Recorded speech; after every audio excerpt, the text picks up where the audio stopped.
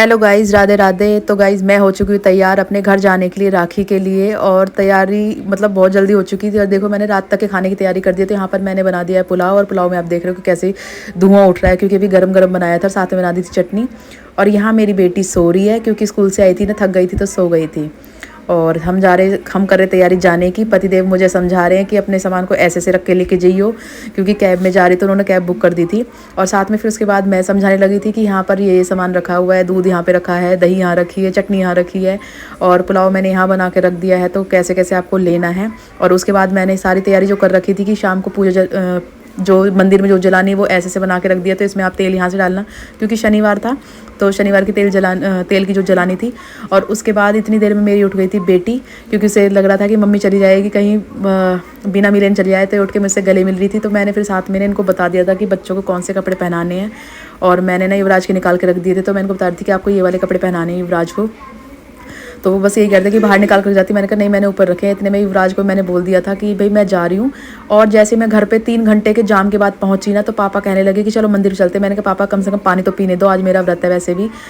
तो जैसे ही मैं घर के अंदर घुसी, यहाँ पर हो रही थी सत्यनारायण की कथा। तो सबसे पहले मैंने सत्यनारायण की कथा सुनी, क्योंकि मुझे करनी भी थी, लेकिन उन्होंने पहले शुरू कर दी थी तो मेरी आधी कथा रह गई थी।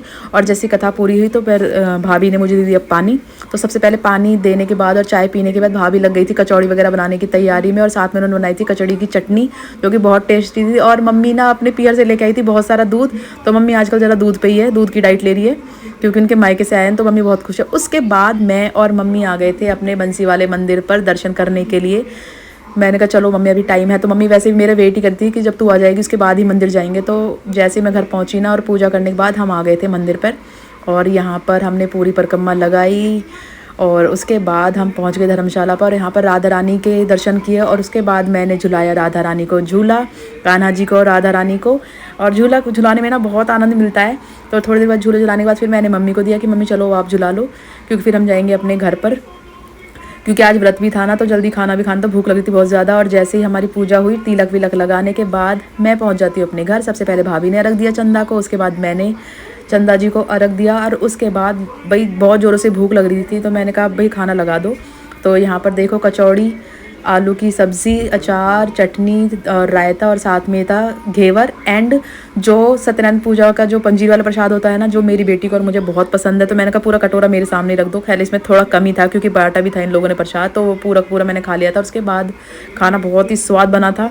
कुछ तो भूख में ही स्वाद लगता है, और कुछ मेरी भाभी और मम्मी दोनों ही खाना बहुत टेस्टी बनाती हैं। तो साथ में ना ये चटनी भी थी जिसने समाई बांध दिया। और मैंने फिर पेट भर के खाया खाना। तो ये था मेरा मिनी व्लॉग। आपको कैसा लगा? Bye bye, Radhe Radhe.